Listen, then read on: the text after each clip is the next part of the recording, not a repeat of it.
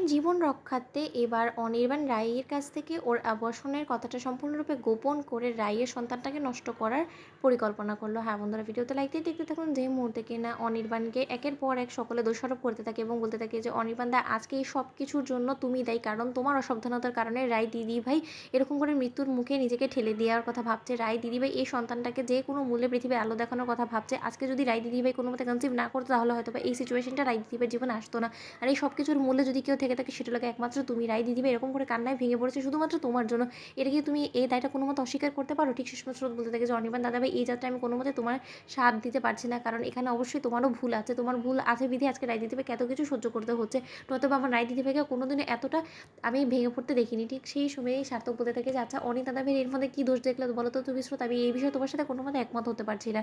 অনি দাদাভাই এবং রায় দিদিভাই দুজনই অ্যাডাল্ট এবং দুজনই মিলে যদি একটা কোনো ডিসিশন নিয়ে থাকে এবং যদি ওদের এটা ভালো মনে হয়ে থাকে যে না ওদের মধ্যে একটা সন্তান আসাটা ওদের জন্যই ভালো এবং ওরা এই কথাটা ভেবে চিন্তেই যদি বেবি প্ল্যান করেও থাকে, তাতেই আমার আর মনে হচ্ছে না যে কোনো রকম কোনো আপত্তি আমাদের কারো করার কথা। আর তার থেকে বড় কথা ডক্টর জাস্ট কনফার্ম করেছে, এটা তো নিশ্চিত না যে রায় দিদিভাই প্রাণ হারাবে যদি সন্তানটাকে জন্ম দেয়। তাহলে তুমি শুধু শুধু এতটা টেনশন কেন করছো বলো তো? ঠিক সেই সময় অনির্বাণ চটে গিয়ে বলতে থাকে যে মা আপনার কি এই বিষয়ে কোনো রকম কোনো বক্তব্য আছে? ঠিক সেই সময় রাইয়ের মা বলতে থাকে যে দেখো বাবা, আমি বলছি না যে তুমি যে সিদ্ধান্তটা নিয়েছো সেটা সম্পূর্ণরূপে ভুল, কিন্তু তা সত্ত্বেও আমি তোমাকে এতটুকু বলছি যে আমি চাই না যে তুমি তোমার সন্তানকে পৃথিবীতে আনার তাগিদে আমার সন্তানকে আমি চিরকালের জন্য হারিয়ে ফেলি। তাই আমি তোমাকে বলবো যে একটু ঠান্ডা মাথায় যেটাই তুমি সিদ্ধান্ত নাও না কেন একটু ভেবেচিন্তে নাও, কারণ আমি খুব ভালো করে জানি এখন যতটা না রাইয়ের জীবনের সিদ্ধান্ত নেওয়ার অধিকার আমার আছে তার থেকে কয়েক গুণ বেশি তোমার আছে। ঠিক সেই সময় অনির্বাণ বলতে থাকে যে ঠিক আছে তাহলে আমি আমার সিদ্ধান্ত সকলকে জানিয়ে দিচ্ছি।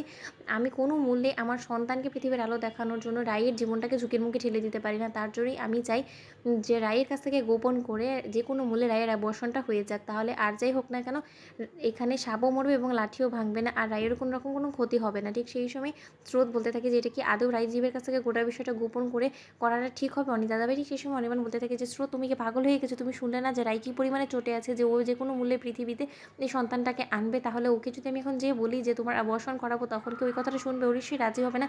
তাই ওকে মিথ্যে বলে ভুলিয়ে ফুসলেই হলেও আমাকে সেই কাজটা করতে হবে, যেটা আমি খুব ভালো করে জানি যে এটার পরে রাই হয়তো বা আমার মুখও দর্শন করতে চাইবে না। কিন্তু তা সত্ত্বেও ও আমার উপরে যতই অভিমান করুক না কেন, কিন্তু আমি ওর জীবনটাকে এতটা ঝুঁকির মুখে নিজের সাধ্যসিদ্ধি পালন করার জন্য কোনো মতেই আমি ঠেলে দিতে পারি না। তার জন্য মা আপনি একদম চিন্তা করবেন না। আমার কোনো কারণে আপনার মেয়ের কোনো রকম কোনো ক্ষতি অন্তত আমি হতে দিব না। ঠিক সেই সময় সার্থক বলতে থাকে যে অনিদা, আমার মনে হয় না যে তুমি যে কাজটা করতে চলেছো সেটা রায় দিদিভাইয়ের অসম্মতিতে করাটা আদৌ ঠিক হবে, কারণ একটা জিনিস তুমি ভুলে গেলে চলবে না, এই সন্তানটার উপরে শুধুমাত্র কিন্তু তোমার অধিকার না, বরঞ্চ রায় দিদিভাইয়েরও সমান পরিমাণে অধিকার আছে। এবং রায় দিদিভাই যদি এই সিদ্ধান্তটা জানার পর বেঁকে বসে ও কোনো না কোনোভাবে ওটিতে ঢোকার পর তো সে জানবে তাই না? তখন কী করবে?